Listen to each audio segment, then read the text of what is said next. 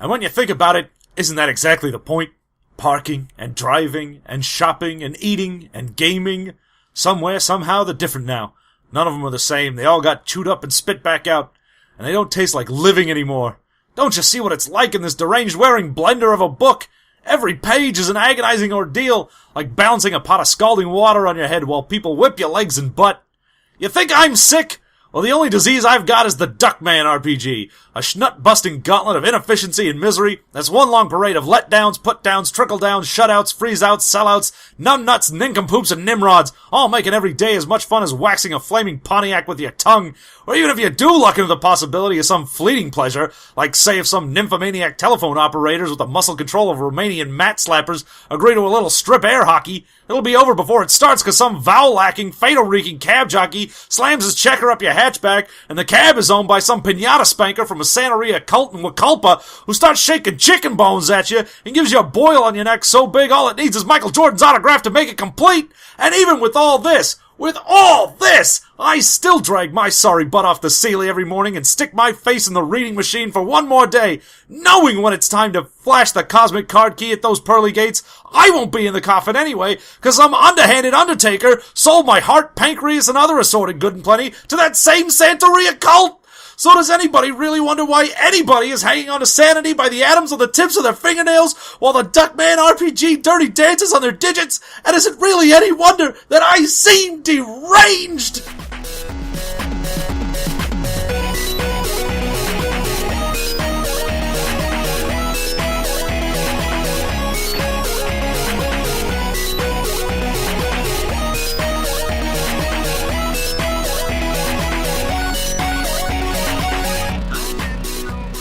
Welcome to System Mastery.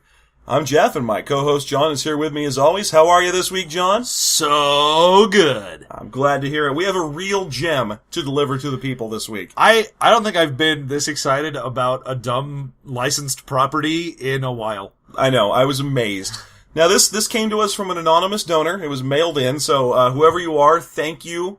Thank you so much. Oh my god, we wish we knew your name. What we have today is the Duckman RPG. Now, for those who are unfamiliar with Duckman as a property, I'm sorry. You missed out. You missed out on the American dream.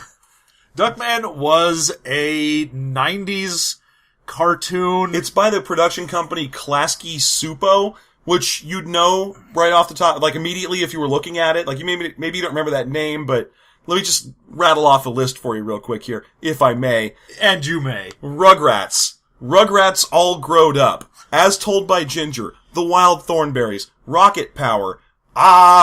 Real Monsters. And of course, Duckman.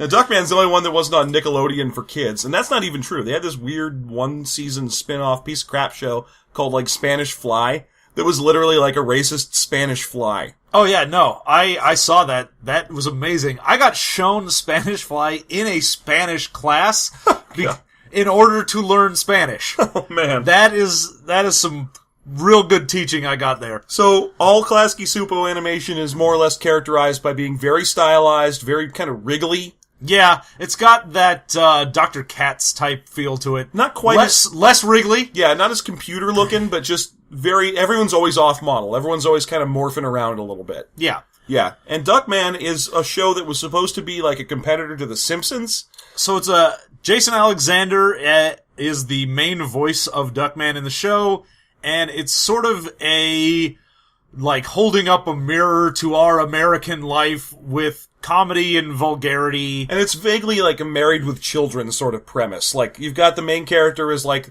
the king of his castle, man who lives at home, but then he's just being constantly emasculated by the family.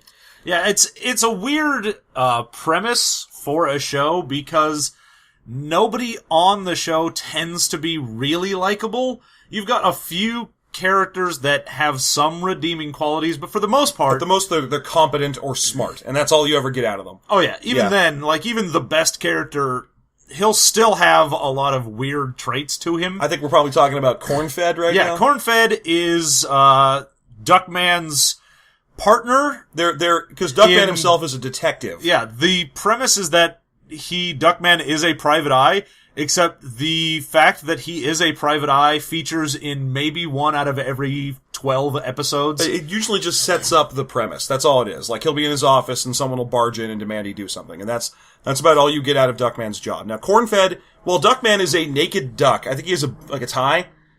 Yeah, maybe? no. I don't remember. He's just walking around. Naked, yeah, and he doesn't have eyeballs either. His glasses have pupils on them. That's the kind of art we're getting from this. Yep.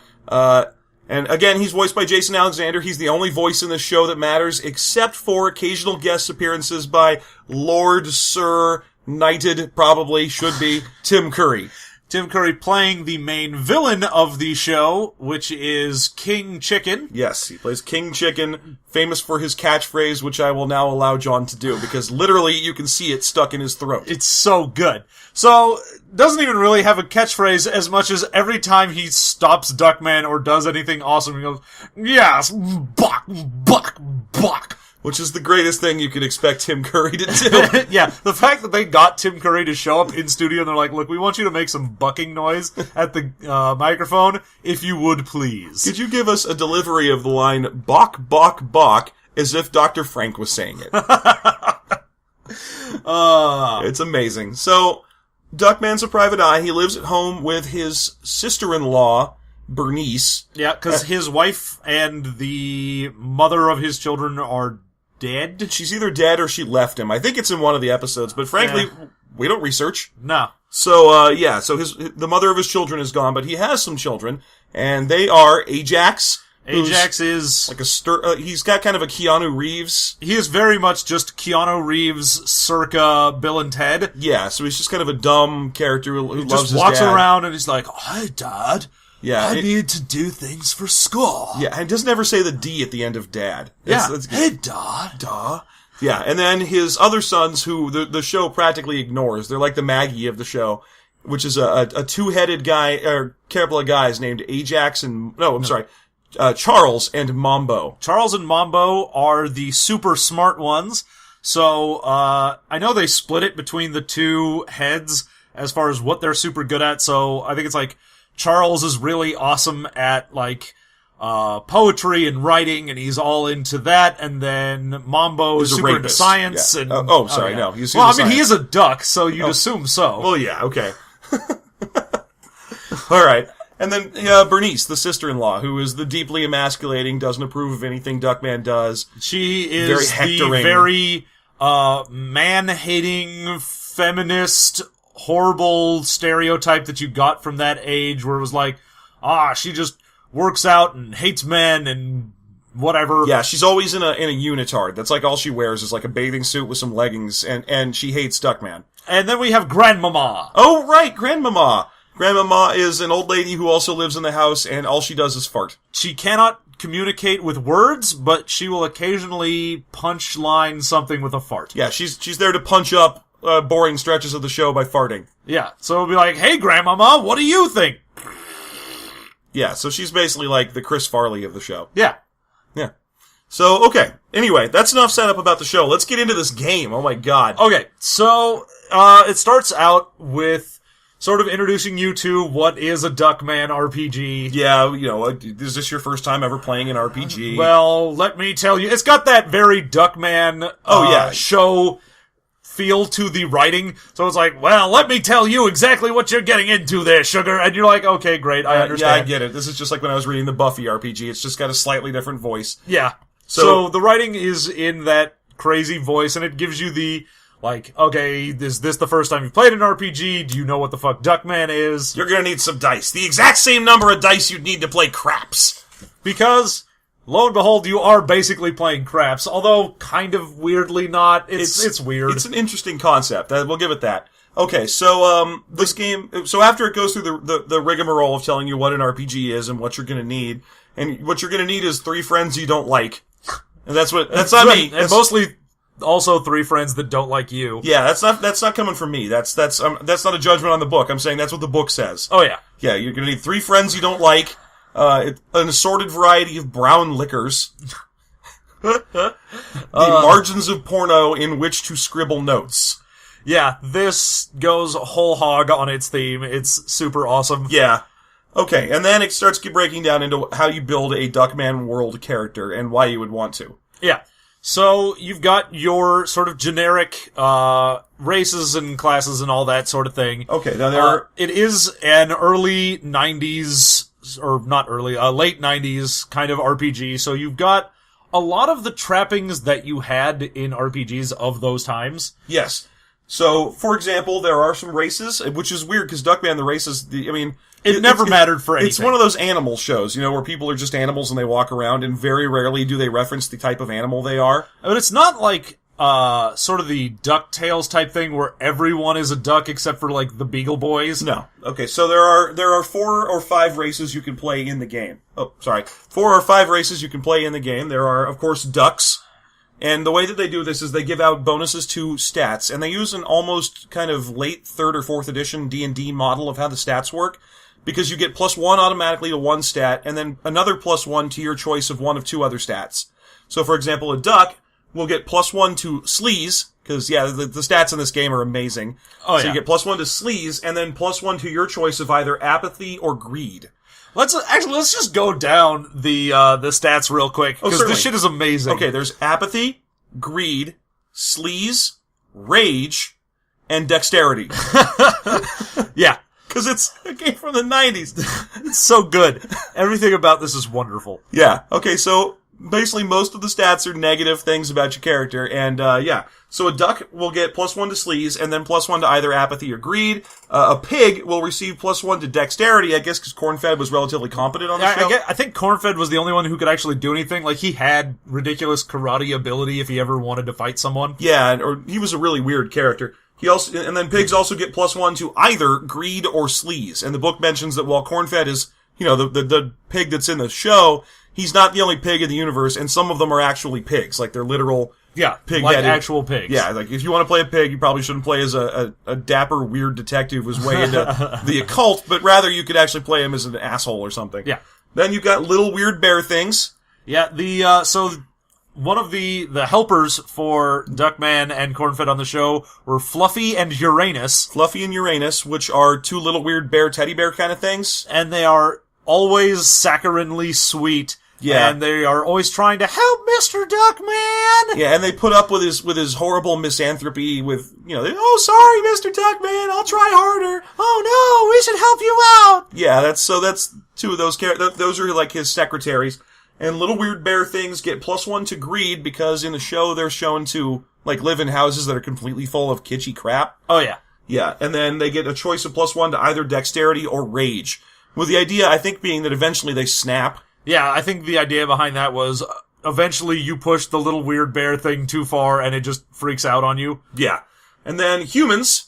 And the book, this is one of my favorite parts, the book makes fun of you for choosing to play as a human. Oh yeah, you're playing the Duckman RPG and you decided to play as a human, which the show had humans, which was really weird. Generally, whatever. There's only 2 reasons to see a human on the show. They were either sleazy salesmen, or they were hot babes. Because Duckman was primarily attracted to actual human women. Except you had hot babe ducks as well, like you'd have like a duck chick with a huge rack, and that would be a thing. He was really just mostly attracted to tits. He didn't care if they were feathered or not. No, he's down with the swirl, is what I'm saying here. He doesn't care. The swirly dick that he has because he's a duck? Yes, he has a swirly duck dick. Which you can't, he's naked. Yeah. He's just hanging in front of him the whole way through the show. No. So he's mostly just into big veiny racks. That's his deal. Yes. Creamy like a Stilton cheese with a nipple on it. Yeah. So you can be a human. If you want, and if you're a human, you get +1 to a stat of your choice. And that's it. Yeah, congratulations. Good job. I don't know why you chose that. And then finally, chickens. Now, there's only one chicken on the show, which is King Chicken, but I suppose if you really wanted to play a chicken, then you could. Chickens get +1 to rage, because they're the bad guy. Yeah. And then +1 to either sleaze or apathy. Yeah. Well, they take the sleaze or apathy because King Chicken's only weakness was Bernice. Mm-hmm. Like, he was, I don't know why, but super pervy for her. And then apathetic because he hated everything else that wasn't Duckman. He didn't care. Now, let's explain what all these +1s mean, because it's really interesting. The way that the +1s work, your stats are all just zeros. Oh, yeah. You just have 0 and everything. And if you get a +1, you're like, oh my gosh, my sleaze is 1. I'm amazing. So here's what that gives you. All the mechanic resolutions in this game are done by rolling 2d6 and trying to hit craps numbers. So if you roll a 7 or an 11, you succeed on your roll. If you roll a 2, 3, or 12, you fail on your roll spectacularly. Oh yeah. It's a critical failure, something horrible happens to you. On any number that isn't those, so like, for example, a 4 or a 5, you fail, but not that bad. No. I mean, because everyone fails all the time. Yeah. So they're like, we assume that anything you try to do, you're not going to do very well. That's right. And it does sort of say you might accomplish something even with a failure, but you're not going to accomplish what you wanted. Yeah, something else will happen, basically. So, when you get a +1 to your sleaze, if you're making a sleaze-based check, that means you can move the die up by, or the result on the numbers of the dice, up by 1. So that makes it so that a 6 or 7 or a 10 or 11 would get you. It's only up by 1. Oh, that's right, it's only up. Which means that, because there's a whole different set of things that can let things move down on the dice. So, when you have a +1 to your stat, if you roll a 6 or a 10, you can get yourself a success. If you roll a 3, you can you can put your +1 on it to move it out of a super critical failure into a regular boring failure of a 4. So that's how the stats work. It's really interesting that the dice all you're doing with all your stat modifications is trying to aim for 7s and 11s, or, and this is going to come up a little later, move other people's dice results into 2s, 3s, and 12s. Yeah. But so if you get the +1, you do have a slightly better chance of not fucking up, which is nice. Yeah. I mean, you're probably going to be failing constantly anyway. Oh, yeah. But let's get into that. Now, so that's the basic mechanic of the game. You roll 2d6, and on a 7 or an 11, you succeed at whatever you're trying to accomplish. On a 2, 3, or 12, you fail horribly and are probably injured or something. And on any other number, you just fail and stall. Yeah. Okay. Now, let's get to the classes. There are 10. Yeah. They decided to put everything based around your stats because that's the only way people knew how to make fucking RPGs back then, apparently. Welcome to the 90s. So there are basically two classes per stat. Yeah. So you've got your apathy classes, which are your stoner or your idiot. Mm-hmm. You got your greed classes, which are gambler or huckster. There's the sleaze classes of drunk or lecher. Mm-hmm. Rage gives you either detective, because, Duckman RPG, or jerk. And then you've got dexterity for Amazon, which is prefaced by being this is for girls only. Yeah. Or your jock. So there you go. All right. So let's break down how the classes work, because they're actually all fairly similar. It's interesting. They give you I think they call them the good, the bad, and the ugly, which is the 3 powers your character gets. Yeah. Again, this book is wall to wall just jokes. Oh yeah, no, as much as we've looked at a couple other comedy RPGs before, this one is weird in that it almost tries to split the difference, because a lot of comedy RPGs you'll see will just sort of not care, or they'll care too much. Mm-hmm. This one has a decent enough balance of trying to be jokey without ignoring mechanics. We'll get to why, because there's a trick to this game that's fascinating. We're right about to hit it. All right. So, let's discuss, say, for example, the drunk. Yeah, okay. So, if you're a drunk, your core stat is sleaze. So, you might have been a duck because you wanted your sleaze. You could have gotten it from a pig. Or a chicken. Yeah, so you have a couple different ways to become a drunk, if you want. I mean, you don't have to. Or you can be a human drunk. Yeah, you can be a human anything. Yeah. So, now, the way that this works is that there's the good, the bad, and the ugly. The good is a mechanic that is always beneficial for you when rolling dice. The bad is actually an albatross around your neck. It's something negative that other players can use to fuck with you. Yeah. And then the ugly is your ability to specifically fuck with other players. So you have one positive dice roll for yourself, one negative effect that other people can use on you, and then another negative effect that you can specifically inflict on other people. Because here it is, folks, the secret mechanic to the Duckman RPG. The whole game is about trying to force everyone else in your party to fail. Oh yeah. So the whole point of this is, it's not just you're trying to succeed, it's you want to succeed and make it so nobody else does. Yes. It's impossible. It's the weirdest game I've ever seen. Yeah, so you get bonuses and XP and things like that for stopping people from doing things. It's the only way you get XP. Yeah. The only way in the game to get any experience at all is to force someone else to fail at something they wanted to do. Yeah, you get, it has an entire system for Schadenfreude. Yeah. There's a Schadenfreude roll. It is amazing. Like, It's terrible, but it's amazing. Yeah, I mean, it is terrible. I can't imagine. You have to have such a good group to play this game, because the whole point of the game is they're trying their best to recreate the show. And on the show, most of the characters just rant at each other, and then credits roll. Oh yeah, so in the show, they really are trying to do a straight, literal interpretation, because everyone on the show is just stopping everyone else constantly. And it doesn't matter if it's trying to or not. Because you'll have a lot of times where it's like, the Fluffy or Uranus or Ajax aren't really malicious, but they'll still fuck things up for other people. Oh yeah, Ajax is always like, duh, I ate all the mints that you put in the toilet or something. Yeah, and so they'll just make things dumb for other people, or they'll be like, sorry, Mr. Duckman, we threw out all of your pornography. We figured you wouldn't want that. And so then you get rid of all that. Yeah, so the whole point of the game is to stop Duckman's like a detective lecture drunk or something. He's the Elminster of this game. He's almost unstatable. But in that case, they'd be like, we threw out your pornography. And he'd be like, but I'm a pornographer. I'm a lecher. I need my porn. Yeah. So, that's the whole point of the game, is to constantly mess with everyone else. You don't go on adventures in this. There aren't dungeons. I mean, you could. There's no rule stopping you. Like, it's got some sample adventure stuff in the back, which we'll get to. Yeah. But, I mean, it's mostly just sort of a system for fucking around. Yeah, which is weird. Anyway, okay, the drunk. Let's go over the good, bad, and ugly on the drunk. The good of a drunk is called fuzzy vision. Yep. And it works by saying, I think you can use it twice a day. And it's, when you're inebriated, the drunk can roll 3 dice and select 2. Yeah, so you've got your sort of, drunken clarity ability of twice per day. While you're wasted, you just randomly bumble your way into doing something well. Mm-hmm. Yeah, it's like being like a drunken master. You just... Oh, yeah. It's like, whoops, I stumbled back at the wrong moment and did not get punched. Yep, so it's, I dropped this thing, but then it hit this one other thing, and then I Rube Goldberg and hit you in the face. Right. And then the bad is called Hangover Harry. And again, every single thing in this book has a joke. Yeah. So Hangover Harry, which is other players can apply a -1. See, that's how the minuses come into play. You can +1 yourself. Other people can often -1 you. You can also get some of your own minuses. That's how skills work. This game has skills, people. Skills and defeats. Okay, so Hangover Harry. Other players can apply a -1 to any challenge made by the drunk when he is not inebriated. If a player causes the drunk to fail a challenge in this way, they gain 1 XP. Yeah, so you are not assumed to always be drunk in this, in the same way that, like, if you're playing an archer, you might run out of arrows.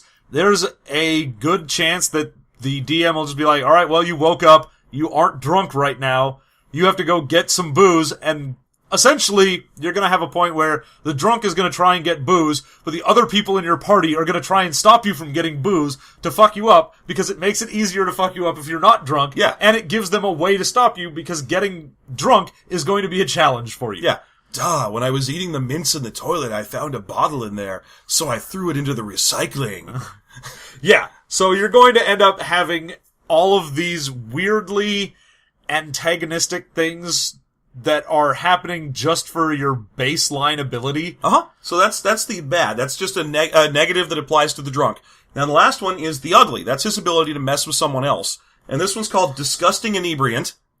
And it's that the drunk may apply a -1 penalty, there's that -1 again, to any player's challenge roll to accomplish something cultured, delicate, or proper. Yeah.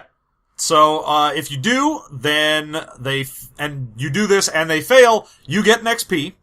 And the whole point of this is someone's trying to, like, recite poetry or talk about art or whatever, and then you just run up and, like, vomit on their shoe or fart. Just burp real loudly right into the room. Yeah. Anything like that. You walk in, sing an Old Lang Syne or something. And of course, you're going to have at least one player that's trying to play a foppish, cultured sophisticate. He's, in there going, well, I think the Rothko is the most delightful of paintings. Yeah, that's the core concept of the game right there. So, that's the good, the bad, and the ugly. Then everyone gets a couple of starting feats, and there's about 20 feats in the game, or maybe, 30 or 40 feats.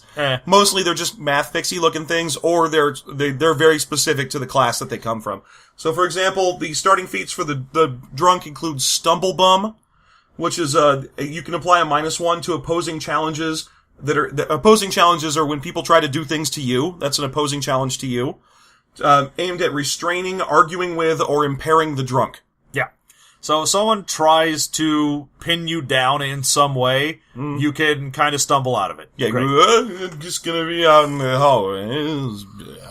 Go out there and sing How Dry I Am. Yeah. Okay, and then you also get Party Animal, which is a -1. This one's fairly common. A lot of people get it. You can get a -1 to personal greed challenges. So, for example, if you roll to drink an entire bottle of whiskey, then you can apply a -1 to your own roll to successfully drink your... That way, you succeed on rolls of 6, 7, 8, 9, 10, 10, 11, or 12. Which is really impressive. Yeah. So, there you go. Okay, now, you also get skills. Skills work similarly to stats in this game. So, for example, the drunk gets drinking automatically. Yep. And then also gets to pick 3 from carousing, law enforcement, fighting, debate, and vomiting with purpose. Yeah, I enjoy that they have vomiting with purpose in here. It's great. It reminds me a lot of the Floating Vagabond. Floating Vagabond. Yeah, it's pretty... there's some similar jokey names to everything, like, do something positive with your life instead of becoming a role-playing game designer. Yeah. Or stuff like that. Yeah. And I also enjoy that the drunk gets law enforcement as a thing. It's wonderful. Law enforcement pops up pretty regularly.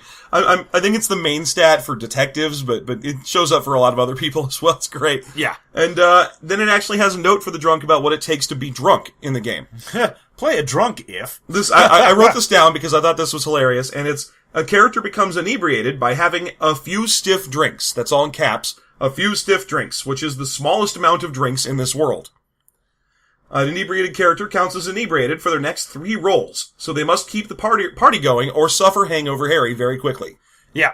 And having booze it's easy enough to get drunk if you have it, but you do have to get that. So it's a matter of either acquiring it through trying to get it through skill rolls of purchasing or scavenging it up out of like your kitchen or your liquor cabinet or whatever. Yeah. Now the whole mechanic, that whole rolling 3 dice and selecting 2, that's incredibly powerful in craps. It dramatically boosts your chances of rolling a 7. Oh yeah. So the whole trick to the drunk, and he can do it twice a day. The whole trick to the drunk is that he's powerful compared to the other classes, but he's very reliant on getting his hands on booze. Yeah, if you can stop him from getting drunk, then he does nothing. Yeah, he just whines about wanting booze and rolls badly to try and get it until he does. And then he's off on the races and powerful again. It's actually not a bad way to build a drunk. Now, there are 9 other classes in this game. Oh, yeah. So, for example, we've got the other one of the sleaze classes, the lecher. Yeah, we've got ones for apathy. Sure. We've got... So, like, basically the Ajax would be the idiot. Yeah, the idiot's the Ajax class, and it's another really funny one. Their good is unconventional wisdom. Yeah, once per day, you can turn a natural failure into a success regardless of your modifiers. If you roll a 2, 3, or 12, you can just say, no, I succeeded. Yeah. And it's because you did something so stupid that it works. Oh yeah, that's just dumb enough to work, and then it actually happens. Yeah. So you get to just decide, yeah, no, I failed, but I didn't. Yeah, so that's pretty solid. It's only once a day because these guys, again, don't have a fueling up mechanic like the alcohol. Yeah. And then their bad is called a few cans short. I assume that's of a 6-pack. Thanks, guys. Thanks for saving the page space. Yucky yuck. Other players may apply -1 to any challenge made by an idiot to use a machine, read a sign, or anything that could potentially require higher brain function. If the idiot fails spectacularly, again, that spectacularly means a 2, 3, or 12. Yeah. Then you gain XP, the person who does it to them. Yeah, so anytime you're like, okay, I want to try and do a thing, I'm an idiot. Alright, I need to try and get some Cheetos. I'm gonna go to the store and like, oh, how do you know you're going to the store? That's directions. I'm gonna try and get you lost. Yeah. Shit like that. That's basically what happens with them. And then the ugly, their specific ability to mess with someone else, it's called a helping hand. This is one of my favorites. Okay. That's why I wanted to get to this one, because I really like that mechanic. Okay, the helping hand. The idiot may impose his assistance on any challenge made by another player. He also rolls challenge dice and applies personal modifiers as normal, and no other players can mess with his roll. So, for example, if he's helping someone do something complicated, then other people can't pop up behind him and be like, hey, that uses machinery. So, this is just an uncontested roll you're making on the same skill roll that the person you're trying to help is making. If you succeed, if the idiot succeeds, nothing happens, But if you fail, the originating character also fails, and the idiot gains 1 XP. Yeah. So basically you go, I'll help you. And then you do something spectacularly stupid and drag him to failure with you. Yeah, you accidentally set the thing he was trying to put together on fire, and now it's all fucked up. Yeah. You have the ability to mess up other people's skill rolls by just being an idiot. Oh yeah, you just show up and they're like, alright, I'm gonna try and tidy up the house, and you're like, I'll help with that. And then you get the vacuum and blow up the vacuum and dirt gets everywhere. Yeah. So there you go. And their starting feats are Thick Skull, which is a -1 to challenges intending to educate, lecture, or assist the player. So anyone trying to talk an idiot into something is going to have a hard time because they're very good at getting out of things. They're just too stupid to affect. And then Simple Pleasures, which is a simple -1 that you can apply to any apathy challenge you make. Yep. So there you go. And then their primary skill is carousing. Well, yeah, because you're an idiot and you just sort of want to talk to people, so you aren't really good at skills as much as you are just wandering around and people are like, oh, that's an affable dumbass. I like him. Yeah. Alright, so let's skip down a little bit. That was one of the apathy classes. We've got, you want to do Detective? Yeah, sure. Alright, so the Detective is a rage-based class. They have their 3 things, so their good is one more thing, which is, the Columbo. Yeah, alright. So once per day, you can re-roll one or both of the dice in a challenge roll, but you gotta keep the second result. Mm-hmm. You get your bad, which is you have a red herring, so you can apply a -1 to your challenge roll to discover a clue. So if you fail spectacularly, great, you get an XP. No, this is the bad. Yeah, that's what I'm saying. So if you give the detective a red herring, you can give them the -1 to discover a clue, and then if they fuck up, you get XP. Yeah. So you can be like, I don't know, Duckman, maybe it's in your butt. Hey, I found a bottle over here of booze that was the guy's. Ancient shenanigans, it says. Oh, let me see that!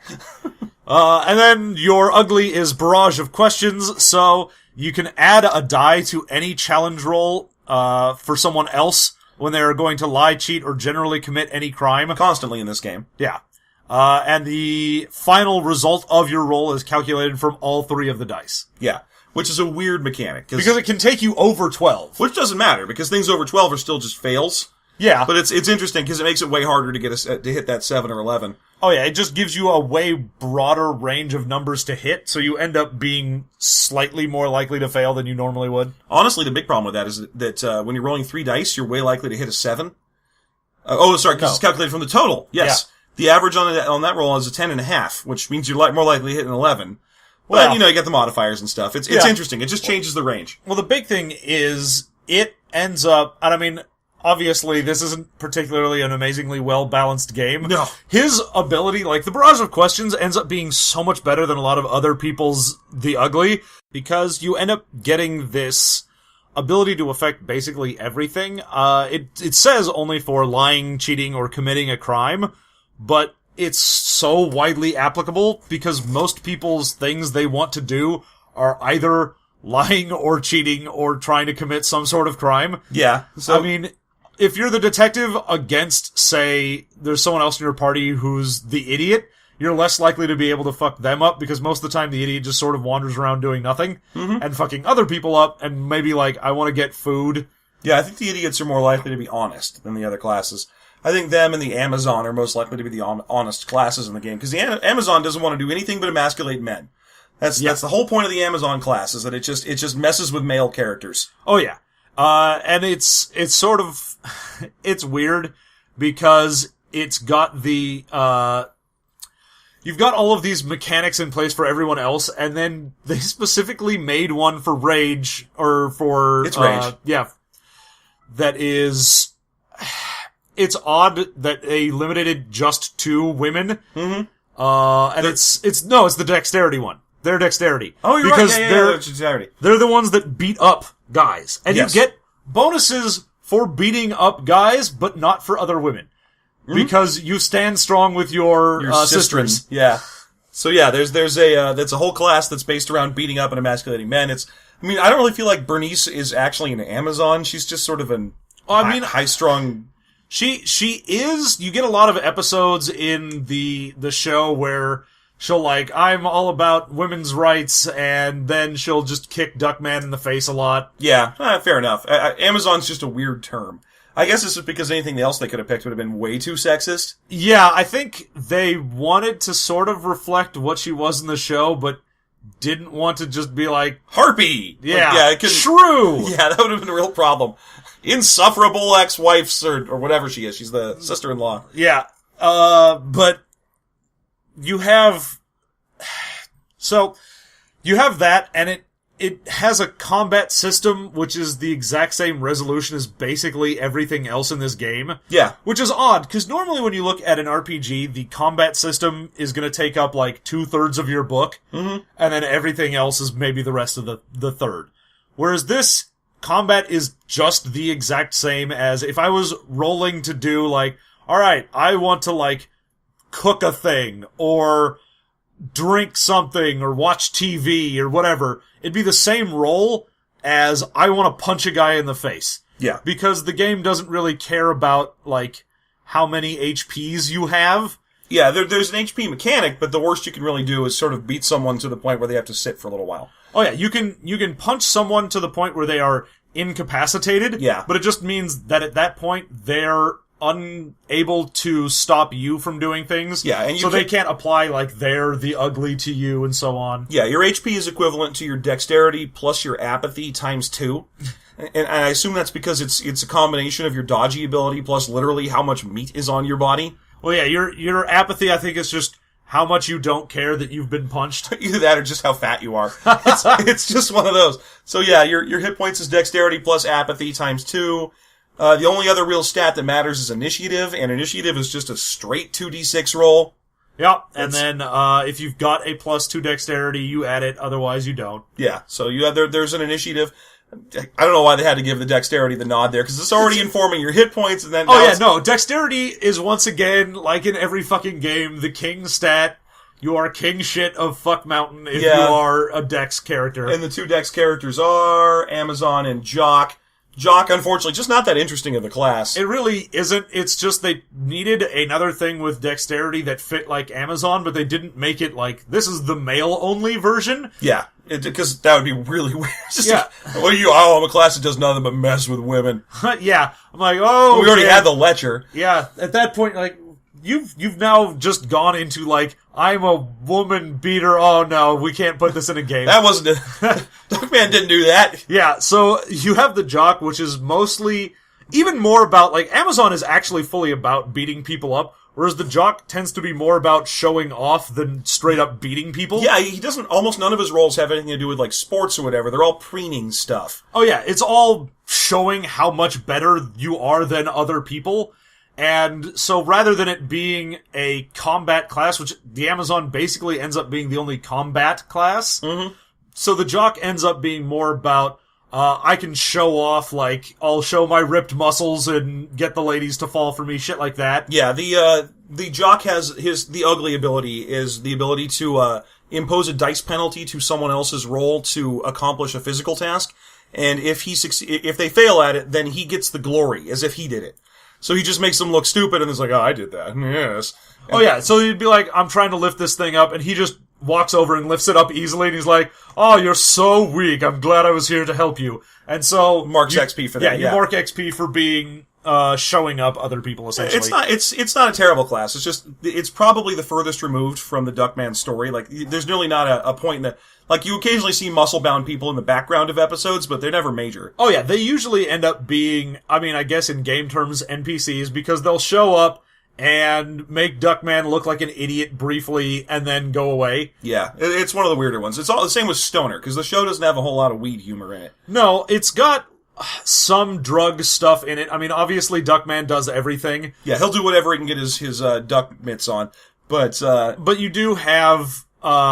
like, some drug stuff in the show, and it tends to be, a little more, like, that whole, like the South Park, the truth is in the middle thing. Oh, yeah. Where it's like, drugs aren't great, but they aren't evil either. No, it's like, if you think South Park has become an unreasonably preachy show over the past, like, 10 years or so, Oh my god, please watch just a couple. Watch the episode of Duckman called Finding America. Yeah. There's a woman named America that they're trying to find, and it's the most insufferable preachy episode ever. The whole show is just preachy ranting. Oh, I have to say, so I actually watched the Duckman show when it was on air. Oh, yeah. And I fucking loved it as a dumb idiot. I think it's just because they said curse words a little bit. There's kind of... damn ass crap. Yeah, there was some cursing. They kind of would... they didn't ever do nudity, but they were like, hey, look at the animated tits on this chick. And so, as a young adult, I was like, yeah, fucking people are dumb, and I need to swear, and look at boobs. This is everything I always wanted. And it is the most juvenile, stupid, preachy show, and I don't care. I still love it. I know. It's weird, because the preachiness, you try and watch it now, you're just like, oh man, every character on this show is just lecturing everyone else constantly. Oh yeah, normally South Park would save their, I learned something today, for the very end, and do just jokes throughout the middle of it. This will be in the middle of an episode, be like, you know what's wrong with feminists? And you're like, oh god, don't. Come on, Duckman. You know what's terrible about our public school system? Please, Duckman. Let me tell you what the matter is with Arabs. All these immigrants! And you're like, oh, god damn it, will you stop that shit? It's like a show starring my uncle. This is basically the worst Facebook wall ever as a show. Yeah. Let me tell you about chemtrails! Oh, GMOs! Charles and Mambo, you're a two-headed freak because of GMOs. Vaccinations did this to you. Oh my god, I really wish Duckman was still on the air today so they could do shit like that. Oh, they could do vaccinations and autism and stuff. Oh, that'd be so good. That'd be so awesome. But, okay, so there you go. That's what the Duckman show is. But yeah, it's weird that they have the stoner in there. It's because there's only 5 members of the family and they needed to pad out to 10 classes to have the book be more than 10 pages. Oh yeah, so they basically just took a bunch of the stats and added other things. Some make sense where they've got 2 that are actually in there that you'd think would be in there. Well, Drunken Lecher is really obvious. Oh yeah, and then Detective and Jerk for Rage are both sort of obvious, but yeah. Things like Huckster for Greed, or the Stoner in Apathy, or the Jock in Dex, it feels weird. Yeah, it's close enough. I mean, you can still tell stories in the universe, but this is a weird example of a game to build a license around, because we've talked about licensed games before. In our episode of Afterthought we did on that, where we talked about how there needs to be room in the world to build a game around that isn't just the main characters. This show rarely leaves Duckman's house. Oh yeah, and obviously the game mentions, you could play as Duckman and his family if you really wanted to do that, but you can just play in the world of Duckman. You know, maybe you play as your own different competing detective agency, or maybe you're a different family, or maybe you're just a business of some other kind, or whatever it happens to be. It does really want you to build characters that are a family, or an association. Yeah. You need to essentially build either a family or a business. They're like, we need there to be a reason that all of you have to be around each other all the time. Right, because all you're doing is fucking with each other. So if there wasn't something forcing you to be a coherent group, then you just leave. Oh yeah, because if you go, I leave everyone else and go do other things by myself so that they can't fuck with me, at that point, not only are you denying the interaction with other people, you're also pretty much just denying everyone XP, and you're denying yourself XP because you only get it by fucking with other people. Let's stress that. The only way in this game that you get XP is by causing someone else to fail. Yeah, you have to get your Schadenfreude on in order to get your XPs. Yeah. The weirdest thing you've ever seen. Okay, so there's a few other things. With the Stoner, I really wanted to talk about the ugly ability. It's one of the more powerful abilities in the game. His ability to mess with other people is called It's All Connected, man. And it's with a barrage of logic, the Stoner may require a reroll of any single die an opponent rolls. Yeah. Which is real good. To turn someone's natural 7 into a 14, or it could be a 14, but Oh yeah. It's just, you have to reroll a die. Yeah. Which is awesome. They also have base instincts, which is that people can force them to, or can stop them from trying to resist temptation. Yeah. And then Stoner logic, which is this game's based around rolling 2d6, so they needed to have 10 unique things you could do while rolling 2d6. Which, let's face it, is kind of difficult. It's not easy to do. So Stoner logic is twice a day, the Stoner can treat the dice he rolls on a challenge as if they were showing their reverse face. Yeah. Now, here's a problem with this, because I don't think the game thought about this when they did it. That means that they say the same thing. Because every die adds to 7 if you look at the two sides of it. So the 3 is on the other side of the 4, the 1 is on the other side of the 5. So if you roll a 2 and a 5, you flip them over and you've rolled a 5 and a 2. It's so good. It's so good. It's a little weird. I mean, I assume that probably you'd house rule it to be like, you can choose 1 to flip over. Yeah. But the way, like, rules as written, it's written poorly enough that it just looks like flip your dice over and have the exact same roll. So that's a funny I don't know why they did that. I guess probably because they didn't really think about it. Maybe they didn't know the whole dice add up to 7, D6 dice always add up to 7 thing. I don't know. So there you go. And then you've probably noticed by now that there's a theme to the feats that you get, because the feats that are specific to classes are always a -1 penalty, to challenges, or it's a -1 bonus to challenges that have to do with what your class is based around. So for example, the stoner is a -1 penalty to challenges to someone else who is intending to engage the stoner in any activity. And in this case, what they mean is like trying to get him to go outside or leave the couch. Oh yeah. So if you're like, I need you to get up so I can vacuum or some shit like that, then no, I'm not moving. I'm not moving, man. Probably just gonna say, Dave's not here, man. That's gonna be your response.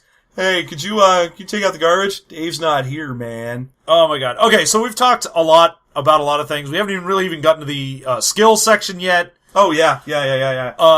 There's just a crap load of skills for pretty much everything that is both like combat and non-combat, and not even just like non-combat skills like you'd normally have in other games. You have shit that's just really, really basic. Oh yeah, like dating. Yeah. Yeah, dating or sales or drinking. Because the whole point of this game is that it's very low energy and low key, which means that your characters rarely do anything especially challenging or anything at all. But it also means you can be called on for roles for the most generic of shit. Yes. If you say, alright, well I'm just gonna have like a fucking microwaved burrito for dinner, they go, great, microwave cooking is a skill, roll on it. Yeah, and it's the only cooking skill. Yeah, microwave cooking is your only cooking. My favorite joke in the cooking skill section is that they have a skill called exercise. Yeah. And then immediately after that, a skill called exercise Second Amendment rights. Yeah. They also have heavy machine operation, science for nerds. Television appreciation, which is great. Yeah. Chicanery. And the nice thing is, they're so broadly weird in some of these that you can apply them to a bunch of different roles. So like, you can go, I want to try and seduce someone, so I'm going to use dating to try and be like, yeah, I'm going to get into their pants with that, but I'm gonna also, maybe I'm different, so I'll try and get them into carousing, or maybe I'll just drinking contest to get into there. Or, you know what, I'll try and use recreational drug use. I'll write their name in the snow with vomiting. Yeah. Because my skill is vomiting with purpose. And so, whatever you want to do, this system is basically like, I don't know, you figure out whatever you want to do. It's very fluid. And skills are one of the very few things in the game that you can actually spend your XP on. You're not supposed to get your stats any better, but with skills, here's the way skills work. All skills have a rank, and the ranks are from 1 to 3, and characters begin with 1 rank 2 and 3 rank 1 skills. So, for example, the drunk starts with drinking at rank 2, and then 3 skills of his choice of rank 1. The skill rank is the amount that you can add, not subtract, you can only add with skills, to any role that pertains to that skill. So, for example, if you have drinking at 2, you can add up to 2 to any roll that you make that has to do with drinking. Yeah. You can only get a skill as high as 3, and they're expensive. Each one of them costs the amount you'd like to purchase times 10 XP. Yeah, so just getting the first rank in something is 10, but getting up to rank 3 in something is 30 XP. And remember, you're only getting XP for fucking with people. The only way you get XP in the game is to cause someone else to fail. There isn't an XP reward at the end of the night. No. It's just failing. It's the only point. Yeah, I can't... Okay, so there's a fucking small adventure at the back, which is mostly just a Duckman ripoff of you're all a family living in a house. You've got someone is coming by and they're doing a What's the inspection for the house? Yeah, that's right, yeah. So you've got to try and do things like you're hiding your booze, you're trying to not be a drunk in front of the inspector, and it's you want to clean. It's a very generic inspector, because he's going to be like looking for mold, but he's also going to be making sure you take care of your kids or he'll take them away. Oh yeah, it's one of those things where it's like, anything that you could do, the Duck Master, which we didn't even mention, your fucking DM is the Duck Master. Yeah. God, so the Duck Master is able to make it either a male or a female investigator, depending on what you want. So they're like, if you've got a lecher in your group, maybe make it a female inspector. If you've got an Amazon, make it a male inspector, and so on. And it gives you some leeway for how to do the adventure, but it's mostly just give your players lots of reasons to try and roll things. Yeah, like the house is disgusting. You have to clean the house. You have to scrape the mold off the ceiling. You have to hide the alcohol. And if you're not gonna be good at cleaning, you have to try and distract him away from doing stuff. Yeah, you maybe the idiot is trying very hard to build a machine that'll suck all the weed smoke out of the house. So to put up with the fact that there is no way the stoner's going to stop smoking. Yeah. So it's got a whole bunch of different little suggestions. It's for, like, okay, do you have, like, a detective in the house? Do you have a gambler in the house? Whatever. Here are little things that they'll need to take care of, or that will be a problem for them. Yes. So you've got... the problem with this is it gives you all of these things, like as if it was a standard adventure of, here's a problem, you as a group are going to try and overcome it. Except you as a group are playing this fucking game, and you're all trying to ruin it for everyone else, which means... this adventure is going to end with, like, everyone in Child Protective Services or jail. But isn't that basically the point of the Duckman show, too? I mean, because it's just at 22 minutes and then it resets. Oh, yeah. There's no episode of Duckman where they mention the previous episode of Duckman. Even the only recurring character outside of the main ones is King Chicken, and he's so not very much recurring that he has to repeat his story at the beginning of every time he shows up. Yeah, he keeps having to let everyone know that Duckman was the popular guy at the school, and it made him feel bad, and now he's out for revenge. Yes. Every single time he's on the show, he has to be like, "Buck! Buck! Buck!" That's the best part of the show. Buck! Buck! Fuck. So, this game just doesn't, there's nothing, I can't. But that's one of the things is that in the DM or Duck Master advice section, it does tell you, don't worry so much about how the adventures end. If half the characters are dead and the other ones have decided to move to the Himalayas, that's fine because the next episode isn't contiguous. Oh yeah. It just starts in the house again. And it's just, also, like, hey, and don't worry if everyone fails at everything. That's the point. Yeah. Everyone should suck. And it tells that to the players at the beginning of the book of just like, you're probably going to fail at things. Make sure everyone else fails harder. Yeah, yeah. The point of this game isn't to succeed, it's to cause others to fail. Have fun. Yeah. And it says in this, in that Duckman-y tone, and it's like, you want successes? Let me tell you, kids in Africa are failing twice before breakfast! The fucking... I can't even imagine trying to play this game because there's no quicker way to ruin a friendship than trying to play the goddamn Duckman RPG.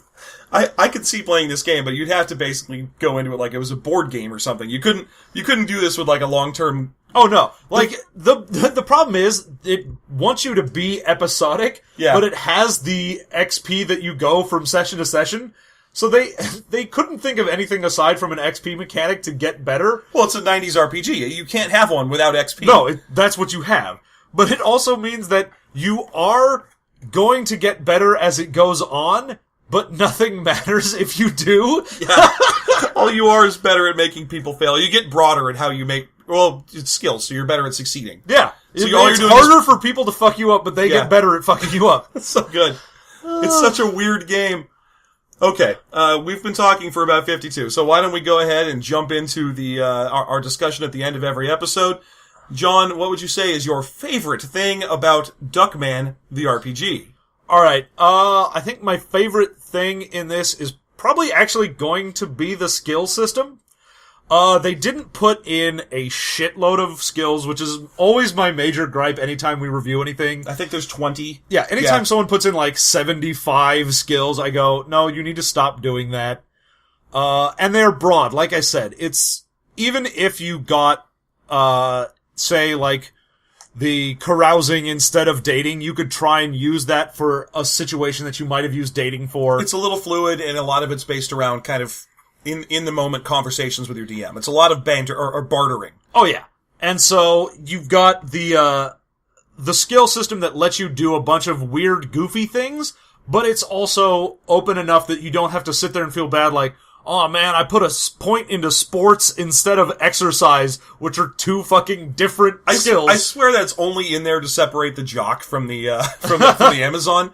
Because the Amazon's supposed to be like a go-getting, like, aerobics person. Oh, yeah. And then the jock is like, I play sports, which never fucking matters. Yeah, literally the only reason that exercise is a skill in this game is so that exercise Second Amendment rights can be a joke. I'm almost certain that's the only reason it's in there. But it does let you have these two things that you're like, oh, I put points into sports instead of exercise. Now I can't, like, I don't know, lift weights. You go, yeah, but weightlifting is a sport, so now you can. Yeah, it's perfectly fine.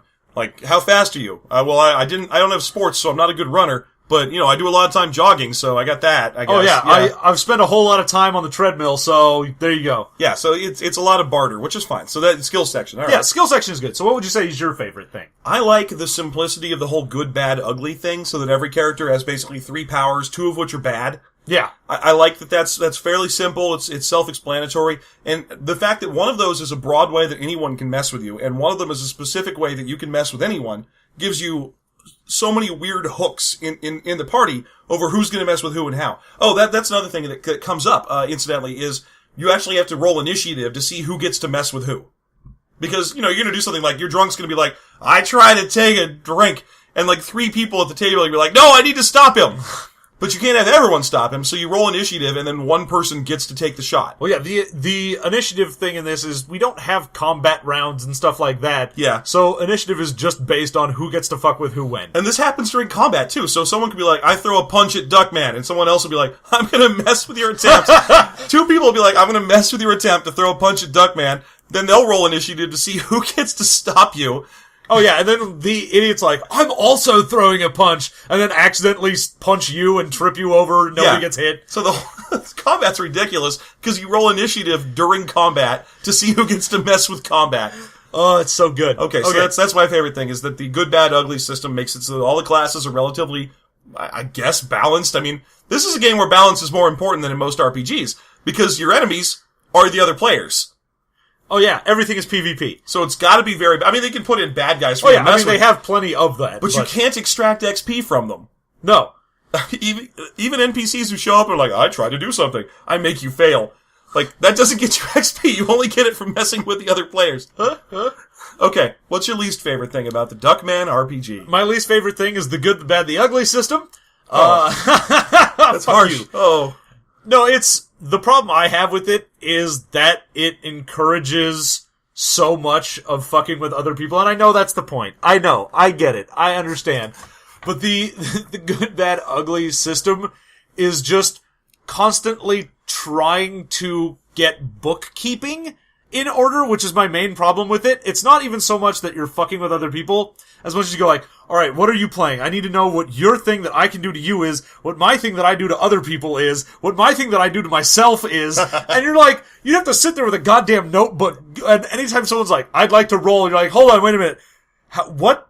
Who? Well, what? I can see it based on a justification thing. Like, let's say that, for example, someone comes up and tries to tell you what movies are on later today, and you can be like, wait a minute, does that constitute an attempt to educate me?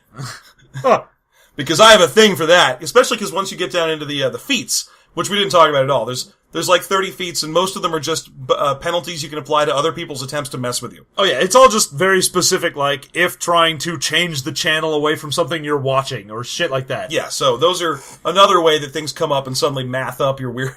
Yeah. Your PvP game fight. And that's my main issue, is you've got so many little fiddly, like, pluses and minuses between your skills, and what you're applying negatives to them, what you're applying positives to yourself, and everything like that, that then also trying to know what everyone's weakness is, the bad for everyone, essentially, it's so much fucking bookkeeping. I can't, it's not an elegant system is all I'm saying. I don't feel like it'd be that bad if there were like 4 players, because you'd eventually pick up that, the bad for a drunk is that the drunk can't have alcohol. The bad for a stoner is that the stoner... Oh yeah, but the beginning of it, if you're getting into this game, you're just like, okay, I've got to constantly look at my reference sheet for how everything works. It's not a fast game to pick up and play. You'd think it would be, because it's got very few rules. But it does seem like it would take a lot of complexity. For a game that's based around 2d6 with very little rules-heavy explanations for things, it is way difficult to get into. Yeah.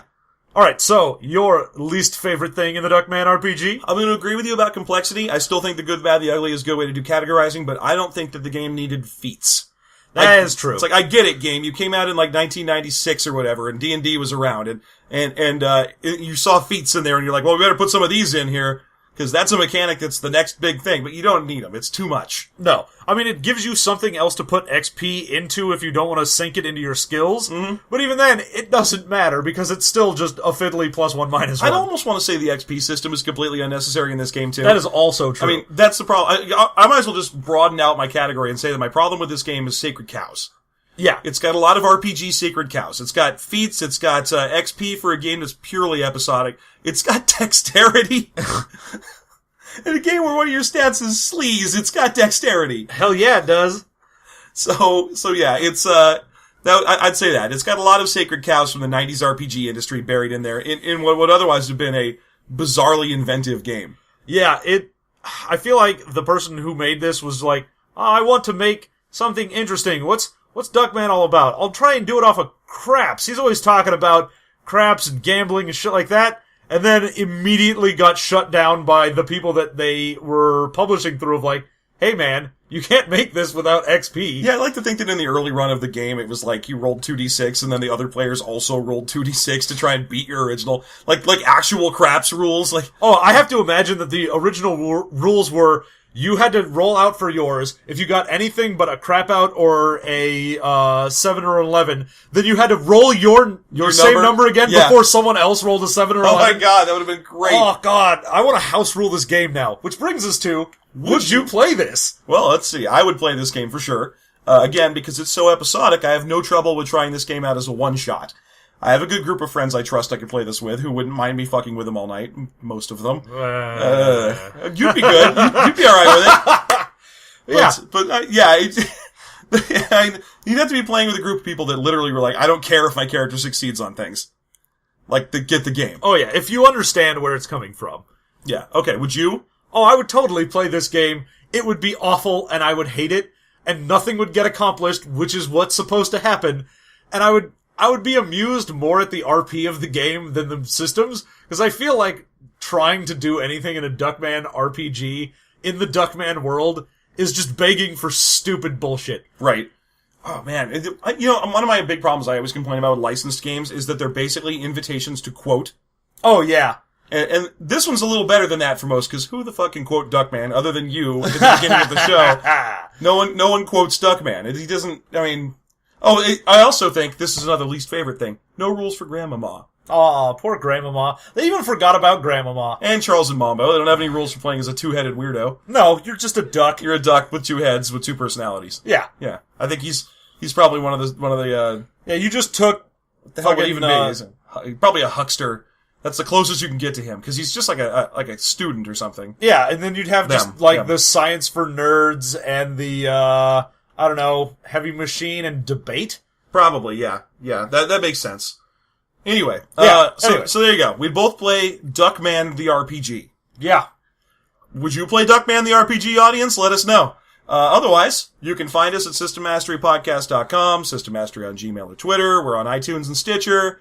You can also find us on Facebook, so by all means, stop by, say hello. We are now taking fan questions, or listener questions. I'm not gonna say you're fans. That seems like I'm assuming too much. Yes, you assume much of our listeners. Don't get presumptuous. When you presume, you make a prod of Sue and me. Sue me. So yeah, for our listeners, you can send us questions to the Gmail or tweet the questions to us. We try to answer them on our new show, Afterthought, which we'll be recording the 3rd episode of in a week or two. And who knows what that one's going to be about? Probably something to do with Duckman. Yeah, maybe something about comedy, maybe something about ducks. We'll do a whole episode on ducks. Yeah, just ducks. Not even cartoon ducks, just ducks. Well, we can do the cartoon ducks of history. The great cartoon ducks of history. For example, why is there a Duckman game? Why isn't there a Darkwing Duck game? Of all the injustices in this world, the fact that there is no Darkwing Duck game is the greatest. You don't think it's that there's no Rescue Rangers game? Well, no. Okay, how about if it was just a Disney afternoon game? Oh my god, Disney afternoon game. Give it to me. Disney, okay, there let it is. me write this game. There it is. We had the afterthought discussion about RPGs that didn't exist but should, and we settled on like Harry Potter and Jurassic Park, but holy god, Disney afternoon. Come on. Let me be dashing and daring, courageous and caring. Oh man, let me be ho ho ho ho ho ho ho ho. Wait, that doesn't have any lyrics in it. Yeah, just spin it when you win it. Yeah. Tailspin. Spin it in and win it. We'll spin it in a minute. Anyway, this has been System Mastery. We thank you for listening, and we hope to see you again shortly.